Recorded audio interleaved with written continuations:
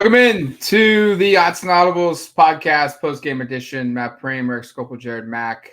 Number one ranked Oregon Ducks delivered a pretty good game, 38-9 over number 20 Illinois. I'm going to call it a beatdown, blowout, convincing win, impressive win. I don't care that they only scored 3 points in the second half. They covered a 2.5 point spread over a ranked opponent. It was very clear they were the better team. Illinois couldn't really stop them until Oregon kind of went into coastal mode and cruised through the second half. Really dominant performance. They had over almost 370 yards in the first half. I think Illinois had like 90 yards or something in the first half. This was just an unbelievably good game. Not unbelievable, but it was a good game. And there were a lot of positives, and most notably, probably Noah Whittington looks more like Noah Whittington pre-injury from last season. Defense continues to wreak havoc. They won the turnover battle, just a bunch of good things.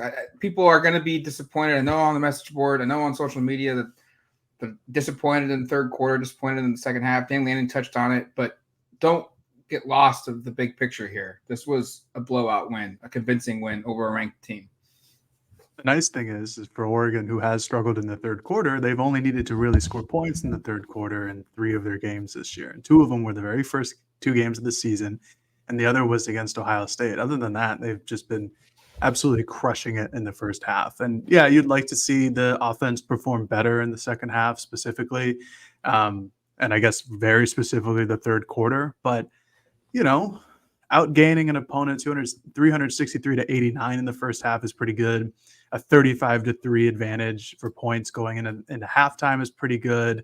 An absolute complete utter domination of an opposing team, an opposing ranked team, to the point where a majority of your student body of fans leaves heading into the fourth quarter against a ranked opponent on purpose is pretty good. Not allowing a touchdown until the very end of the third quarter is pretty good.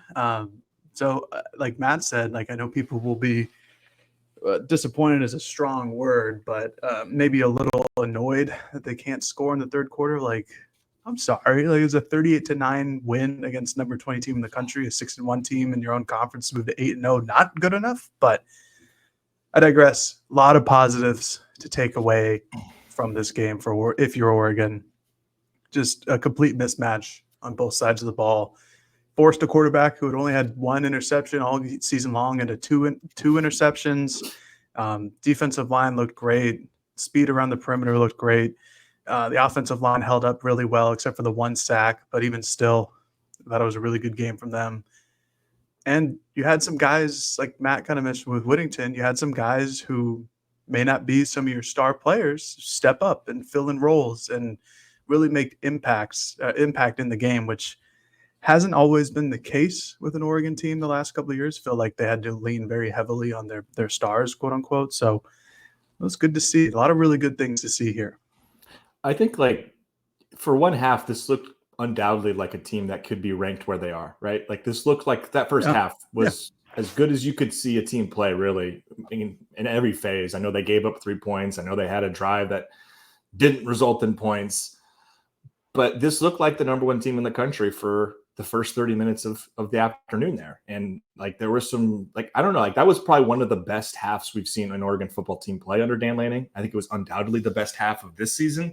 I'd have to go back and think through all of the other BYU was probably games. BYU for me. BYU's up there. Arizona State last year was up there in terms of games, but against a ranked team. This is the quality opponent. This is my favorite. I think this was really, really impressive, and it was in all facets. And I think while the third quarter was probably especially a little bit kind of disappointing because it was disjointed offensively, the defense should have been able to get off the field on the 1 Illinois touchdown drive, but there was a Derek Harmon penalty on a third down after they'd already gotten the stop. Then they converted, I think, 2 consecutive third downs that were pretty long. Great. The penalty and then the 2 was it 3 after the penalty? Yeah, it was 3. Okay. I just know that they had 3 situations where it was 3rd and 8 or to 3rd and 10, and Illinois was able to convert all 3 times. And the first one in particular felt like it was If Derek Carman doesn't just kind of take that play a little bit past the whistle, you get off the field, the offense comes out there, and maybe that half of that quarter feels a little differently. But again, that's how the game goes, and they didn't make the plays there. And again, I think you guys both touched on it. The fun part was for me on Saturday was some of the kind of unexpected guys, again, making big plays. Like you touched on Noah Whittington. Like this was, I thought, huge for him. He really ran with the purpose. I thought the exclamation point on the goal line where he just plowed through Miles Scott was super impressive. But I think it was Tez who said it after the game, and I kind of felt the same way of like, you kind of thought he would just kind of spin around him or try to avoid him because he's running full speed. There's no one kind of else in the way. He's going to score probably almost no matter what. I like the way that he just kind of ran through him and had that kind of mentality of like trying to kind of make a statement. And I thought in general, he ran with a purpose, and a different purpose, I would say, than in the past couple of games. So that was awesome. I thought a couple of guys who we've seen play really well recently, again, played really well. I mean, Justice Lowe had his first touchdown catch, had another catch that was in traffic that was kind of difficult. He's certainly coming along. We thought coming into this game, Trayshawn Holden was going to kind of go back to playing his normal number of snaps, and we don't have snap counts yet, but I'm going to guess Justice outsnapped him pretty convincingly in that game, especially in the first half. And then Nico Reed and Dante Manning, once again, were, I thought, pretty outstanding. I mean, we talked about coming into this one. Aside from Ohio State, Illinois' outside receivers are probably about as good as Oregon's going to face this year. And I know Zachary Franklin had the long one, ends up having a pretty good day, but Pat Bryant totally taken out of this game. And those two players combined with 5 pass breakups. Manning had 2, Reed had 3. I just thought collectively there were some guys out there who, again, maybe it wasn't every week we've been concerned, but at times we're kind of like, oh, what's this guy's role? But there were some guys that really sort of stepped up and played really, really well. We can get more into the nitty gritty with other names if we want, but those are just some guys that I thought really stood out. You clearly see a team that's already really deep becoming, I think, even deeper.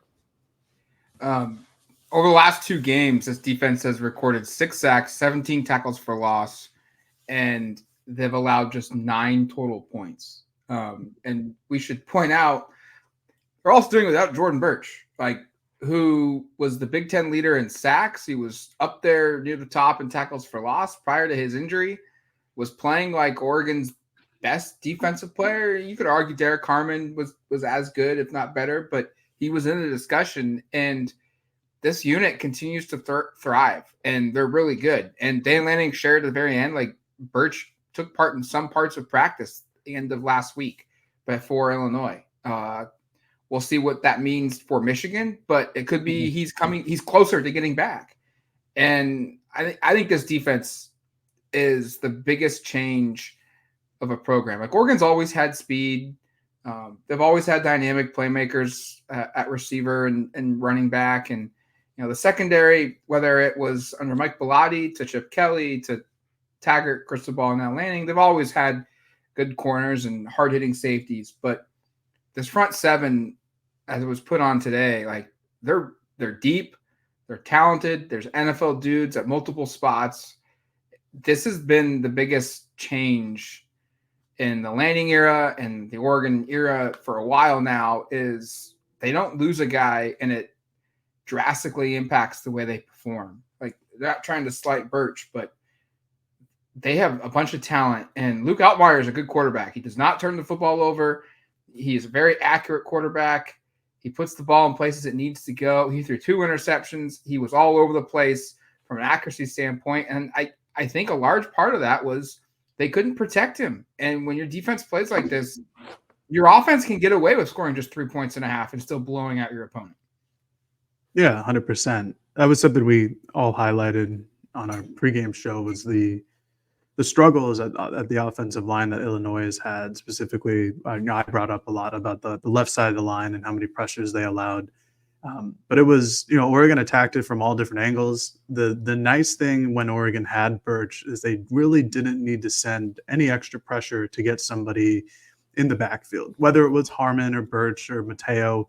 Like, there was usually somebody who was getting through. And now they're sending a bit more pressure because Mateo and Tatum Tuioti just aren't as good of a pass rusher as Burch is, but they still get home. Mateo, I think he was credited for a sack today. He has 5.5 on the season here. He was actually- not. He was not. today. He was not. But he did get a tackle for loss because the quarterback was scrambling. He got home plenty today. Amari Washington got home a lot. Wasn't really credited for anything, but he's really disruptive with his first step off the line. And then you had guys like, Devin Jackson combined for a half sack on an important third down where, Oregon showed 7 dudes at the line with a mug front. And usually in these situations, like Oregon will show blitz from one angle and then drop other guys back or, put everybody on the line and then drop half of them back. This time they just came. It was 3rd and 10, 3rd and long, and all 7 guys just ran after Altmaier. And Devin Jackson broke through like the A gap, I think it was, and just beat his running back. And that was it. So they now have the ability. Well, they've always had the ability. They now are looking at their pass rush from multiple different areas, and it's really helping them because now offenses can't just game plan for only really looking for the front 4. Now they got to look for the front 7, and all those guys are really exceptional. Bryce Betcher had a sack today. They all can rush the passer. They all can drop back into pass coverage in terms of the linebackers. And then the defensive line, again, has been disruptive all season long. I'll be interested to see how many pressures Derek Harmon had today from PFF, but going into the game, he led the nation for defensive line and total pressures from PFF. So he's done his part. And like Matt said, it's been a real revelation for Oregon specifically this year where their leading pass rusher is out, but the pass rush doesn't relent. In years past, like when Kayvon Thibodeau had gone out in games, that had been a real problem, trying to get home to the passer and relying on other people. And that's just, like the most recent notable awesome pass rusher that they've had. Or in 2022, like when Brandon Dorlus wasn't getting home, there was no pass rush. That's why they had 16 sacks, which I think was like the lowest in a season since 1978. Not a problem this year. They have a ton of talent, a ton of guys who can get after the quarterback in many different ways. And for Altmaier, like it's got to be hell. I can't imagine going against this front 7 with an offensive line that just can't protect you. He just didn't have a chance. I mean, really at all. I mean, there were a couple of times, obviously, they had the long one down the field to Franklin to start the second half. I thought that was, by the way, a really impressive defensive stand. Really good throw. Well, really good throw, but also the reaction right after. Just because Illinois, that was kind of Illinois' final punch. And not that they really had a chance of coming back and winning that game when you're down 32 at half. But they came out and they moved the ball. They threw it down the field. Looked like they were going to go in and punch it in, and Oregon, bowed up and stopped him. And I thought that was impressive. And I think one thing that has stood out to me, just kind of thinking about this game more, is like Oregon absolutely outclassed Illinois. Like this was not a competitive game, really in any facet, really for any extended period of time. Illinois had a couple of drives that they scored on. They had a couple of drives that Oregon stopped them on. And Oregon had a couple of drives where they kind of beat themselves, or, give credit to Illinois a couple of times. Obviously the interception, it's kind of an iffy play by Dylan, but my greater point here is, like, I was just looking through under Brett Bielema at Illinois. This was pretty far and away the most lopsided loss they've had since he's been there. Like, I think they had one loss to Purdue by 3 scores a couple of years ago, but like by and large, like, not that this team doesn't lose. They've lost quite a few games under Brett Bielema, but when they do lose, it's been 1-2 score games. Like, they don't know. I don't know if they really had a team put it on them like this. And, going into the week, that was one of the reasons why I thought, like, I just don't know if Illinois is a team that's going to just get blown out. And I thought that they just play sound football. It didn't matter what Illinois did. It didn't matter how sound they played. They weren't going to play mistake-free football because Oregon was so much more talented, so much more athletic, so much faster, that plays that they're used to being able to make against normal, run-of-the-mill Big Ten competition, they didn't have a chance. I mean, Matt, that was one of the things Jeremy Werner, the Illinois reporter who was on our podcast earlier this week, came up and said, I think the first thing he said to us was, that was just a total different level of competition. Like, that was just a different brand of football than they've used to see. So I think, again, back to kind of the earlier point, like, this is that first half in particular is what you want to see when you talk about the ceiling of this team and what this team can do, in terms of making a run. They're going to play better teams than Illinois in postseason play. There's no question about it. But just the way that they took care of business and dominated really from the opening kick, I thought was really impressive, and certainly set the tone here for a run where you look up at the rest of the season and you go, was that the best team Oregon's going to play for this part of the stretch of the season? Are they going to play a team better than Illinois? I'm not convinced they are. And we're going to see now over the course of these final 4 games if they're able to take care of business again like this. But you have to be really confident about where this team is at going into its final stretch. And going 12-0 in the regular season, to me now feels like it would be kind of a disappointment if that didn't happen based upon the performance they put out there today. Because if they can play like this in their final 4 games, Michigan, Wisconsin, Maryland, Washington, those teams aren't going to have a chance against this team. Yeah, Maryland got whacked today on the road by Minnesota. Washington obviously lost at Indiana with a backup quarterback, and Michigan is currently playing Michigan State, back and forth game there. And then Wisconsin is in, a 1-possession game against Penn State midway through the 4th quarter. But you're right. Like, this could very well be the toughest test left. And I think the biggest takeaway, and I kind of felt like this was going to happen at least from an Oregon perspective. I was banking on it happening across the board with Washington, USC, and UCLA. I just don't think, like, the Big Ten is they play sound football. They're very physical, but I don't think, at least from an Oregon perspective, they were prepared to face the speed that Oregon has. And Tez Johnson talked about that today, like, just in general terms of, like, he said they can't replicate the speed that we have, so they can't prepare for it. And then when they see it, defenses are taken back by how fast we are. And I think that's a real thing. And Jeremy Werner of our Illinois site talked about, like, Tez Johnson was just an unbelievable playmaker. They had no one that could cover him. And we talked about Ohio State and Burke not being able to cover Oregon over the top with Evan Stewart. Like, I think that's a real thing. And going into the month of November now, when you play 2 games on the road, you have 2 games at home. You're going to have a tough one next week against the Michigan program that's still got NFL dudes on the defense side of the football, especially up front. That's going to be a good game. It's going to be a tough game for Oregon to win. But, Eric, I think you're right. Like, they should be the favorite in every game going forward. And I don't know if there's really anyone that can come close to the level of talent and speed and athleticism that Oregon will present on the field, which could create a fun and exciting month of November, and a month that historically it's hell for teams, because that's when it's been hell for Oregon. Yeah, it's been hell for Oregon. Yeah. And it's going to be exciting to see how this plays out, because you're right. They're in a position 12-0 almost feels almost like the demand, the expectation, the standard.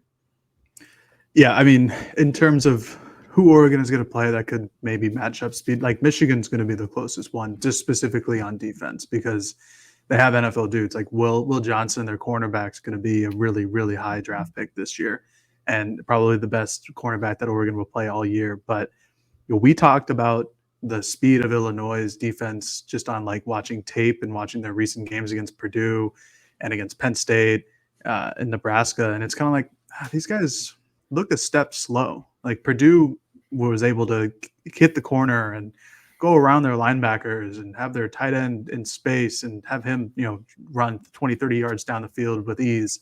And you're kind of like, well, if Oregon can get their playmakers in space, which is, fun fact, what Will Stein loves to do, you saw it everywhere tonight. On Tez Johnson's touchdown run, like, he probably caught the ball for like 6-7 yards for a first down, and then ran the next 24, just completely outrunning everybody else who was following him. And then Kenyon Sadiq had a couple screenplays where he was just way too fast for any linebacker or honestly any safety that was in coverage against him. Remember, it was like a 3rd and 17, 3rd and 18 for Oregon, and they just nice little screen pass, got 2 guys in front, and Sadiq almost picked it up with his legs. And you're like, yeah, that's a tight end prospect that not a lot of Big Ten teams have. Big Ten teams, their tight end prospects are 6'6", 260 pounds. They are like identical to what Terrence Ferguson and Patrick Herbert look like on the field. Like, Sadiq is a weapon in his own right with his speed, and all day today. Defense too, I won't get too much into it, but the speed advantage for Oregon was so much. It was such a clear gap in terms of just physical speed and talent that Oregon had compared to Illinois. And it'll probably be similar to that. Maybe. I don't know. I got to do more tape study, but when they play Wisconsin, when they play some parts of Michigan, because they have a lot of NFL guys. But it was a very clear advantage today, and that's obviously something that Dan and Will and Coach Tosh have worked on in their recruiting. Every guy is like, hey, he's a 4-star kid. That's great, but he's also running 10-2 100-meter dashes in high school. Like we talked all about Devin Jackson, how fast he was, or Rod Pleasant, all these guys. And it's now coming to fruition on the field. Yeah, just back to the speed part, kind of the last thought on that. And then there's probably some other individuals we should start highlighting. But what Will Stein showed, and I thought Will called a great game. I know people are always critical when you come up empty. So that third quarter to some people was really disappointing. Like he didn't call a great game. I mean, the reality is Dylan missed a couple throws and threw an interception. I don't know if that's on Will or not, but I think the thing he did a great job in this game was just, as you said, find the mismatches and just pelt them with it over and over. And it kind of reminded me a little bit of Georgia, Oregon in the opening game of Dan Lanning's time here, where Georgia had such a clear speed advantage on the outside, and they just kept winning. And they just basically ran like 3 plays on the perimeter over and over and over again. And Oregon just kept losing in space, didn't have a chance. That kind of felt like the shoe was on the other foot here, kind of where Oregon's now the team with a really big speed advantage against Illinois. And they just kept going, especially in the first half of this game, going to those plays over and over again. I mean, the reality is they didn't really throw it vertically hardly at all. There was obviously the one on the interception. The Justice Lowe touchdown was like a 30 yards in the air ball. Yeah. For the most part, this was just kind of keep it easy. Don't put too much pressure on Dylan to do too much and just give it to your fast guys. And like, frankly, like not that football should be oversimplified, but in a game like this where you have those advantages, yeah, that is exactly what you should do. And I credit, I think, the offense for having a great game plan and for coming out and executing it really, really well early to build this lead. I mean, I turned to you, Matt, when it was 21-3, and I was like, I think that's almost kind of ball game. I don't know if Illinois can come back from this many points down.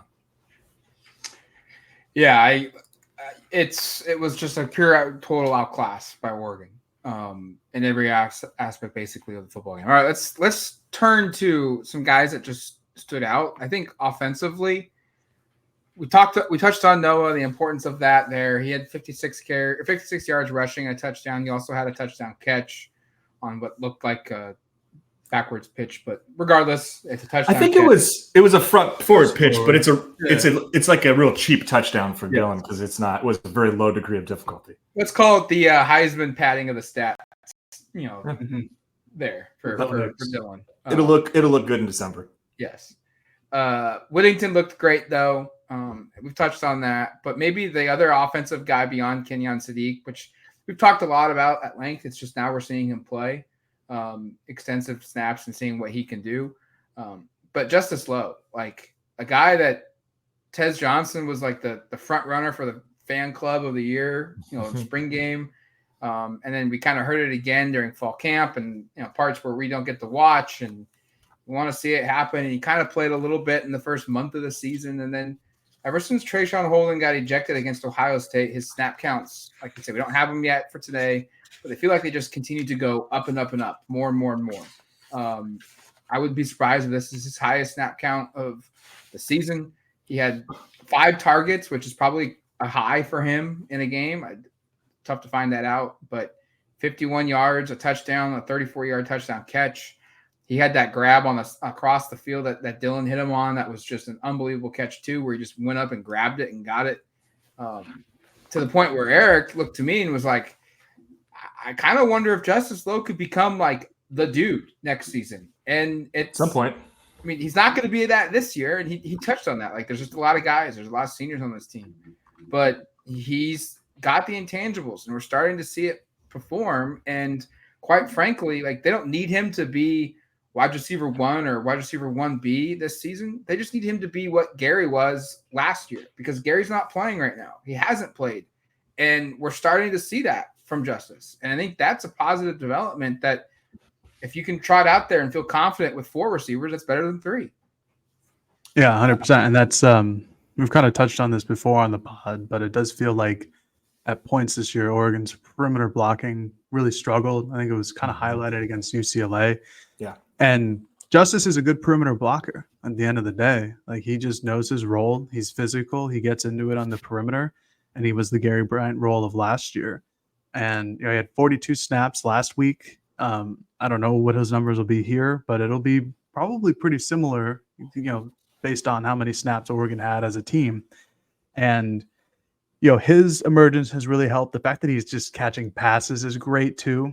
Like, it'd be one thing if he were just perimeter blocking. Like, that's definitely a help for Oregon and how often they like to go on the perimeter.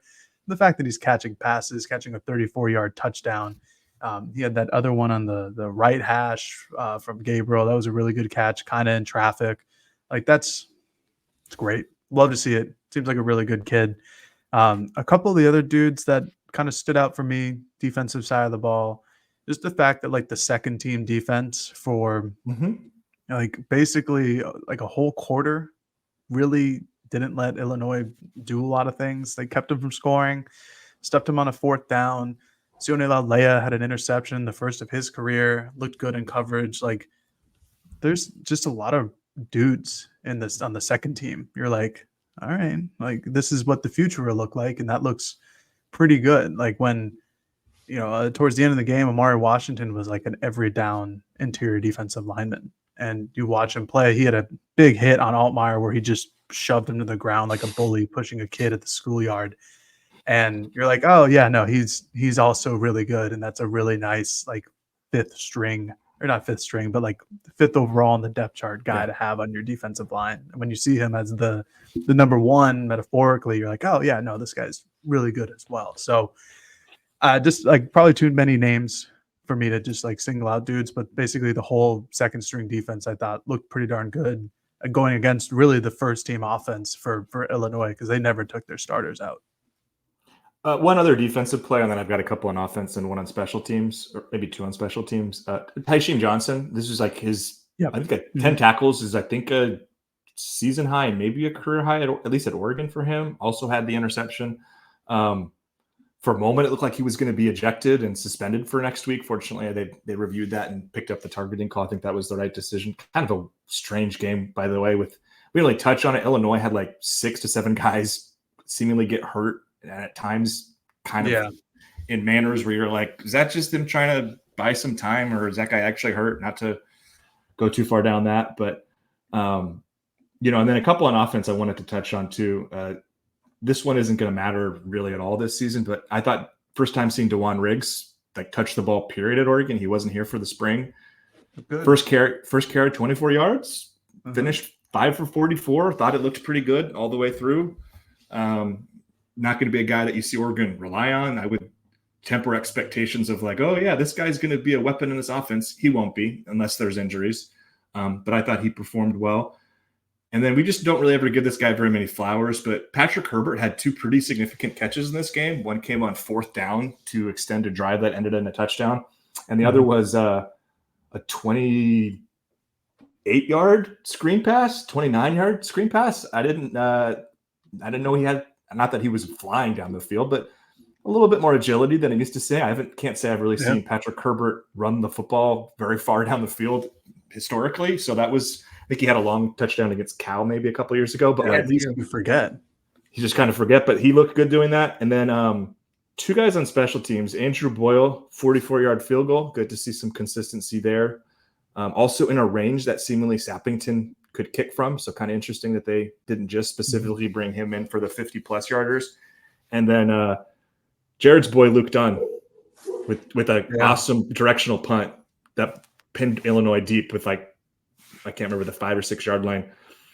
Thought that was encouraging. It's just a guy we haven't talked about very much who got in and had a moment that was nice. So those are just some other guys that kind of looking at the box score and thinking back on the game that I thought deserved a little bit of shout out. I'm not sure if there's, and Austin Novosad was solid when he came in. It wasn't asked to do much, but did complete a couple passes for nice gains. One went for a first down. So good to see him out there and having the offense at least kind of move and kill some clock late. And people will wonder, like, why didn't Dante Moore play? Or why did they put Riggs in place of Jay Harris? Like, it's very clear. They're redshirting guys. And whether they want to admit that or not, like, Dante Moore's on the redshirt list probably. Jay Harris is probably on the redshirt list. Like, there's guys that are going to be redshirting. And you've got some opportunities for some future blowout games. You've got some opportunities to give some other guys game reps. And Riggs has deserved probably to get in on a game. And Jay Harris had his last week, and now it's Riggs' turn. Novosad can play as many games as you want and take as few snaps as you want, and it won't matter because he's already redshirted. Whereas, unfortunately for Dante Moore, he played one snap against Michigan State, and that's going to be one of his 4 games that he can play in and still be able to redshirt. So I wouldn't read too much into who played or who didn't in terms of deep down the list of the depth chart perspective. Just they're getting guys in the game, and they're redshirting guys.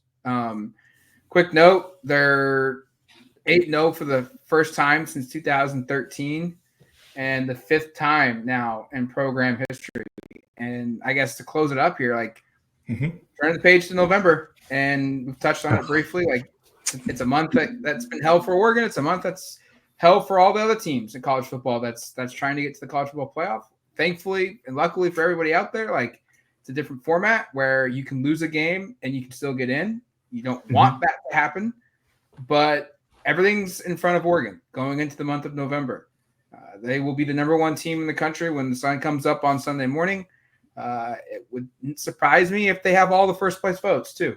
There's only 2 out there that didn't go their way, but they're going to be in a position where they control everything for Indy. Obviously, Penn State probably most likely beating Wisconsin, Indiana beating Washington. There's 3 undefeated teams.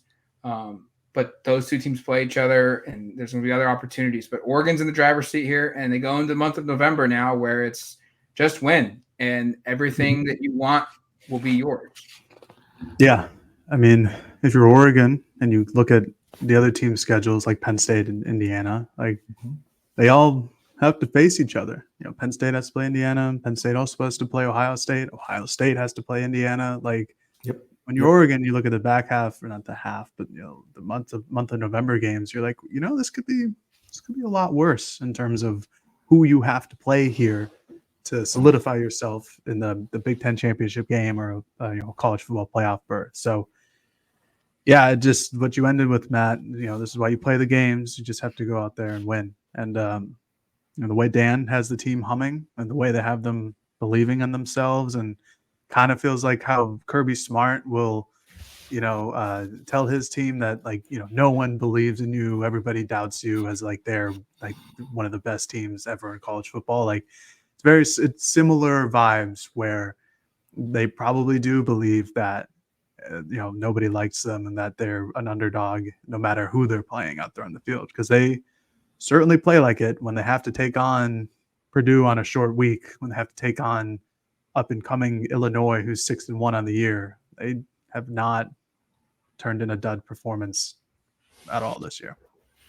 Yeah, and in addition to having the inside track for a Big Ten championship, they have the inside track to be the number 1 overall seed in the college football playoff. They're the only team that can really say they control their own destiny. Everybody in the SEC's lost a game. There's a couple teams in the ACC and the Big 12 that are undefeated, but those teams aren't going to be seeded above an undefeated Oregon. So Oregon's 13-0 when they're seeding these teams. Oregon, I think, will be pretty clearly the number 1 team. And that's an interesting place to be. And again, based upon how we've seen this team play to this point and the 4 regular season games, I feel pretty optimistic they're going to take care of business there. And I'll be honest, Ohio State looked pretty mediocre today in their game with Nebraska. It was weird. Really, we're pretty fortunate to win that game. And that kind of gives you maybe a little more optimism now if there is a rematch, and we'll see. They have to go play Penn State next week, which will be a really big game in terms of deciding who Oregon would hypothetically play in this thing. But regardless, I really do think you look at this and go, I don't think it's it's a pretty decent chance this is a 13-0 and you're looking at the top seed in the college football playoff. But again, don't put the cart before the horse, and you have to go win the games. But if you're an Oregon fan, it's all there for you. This is kind of all positioned, and it's all fell into place in a really, really nice way. It's going to do it for us here on the Autzen Audibles post-game edition. Thank you for listening to the show. We'll be back Monday morning with a mailbag previewing Oregon at Michigan, who just came off the field with a victory over Michigan State, setting up the stage for a 12:30 CBS kick again. Enjoy the weekend. Enjoy the week. We'll have full coverage of today's game and win over Illinois on DuckTerritory.com. But until the next one, you've been listening to the Autzen Audibles Podcast. Talk to you there, folks. Peace.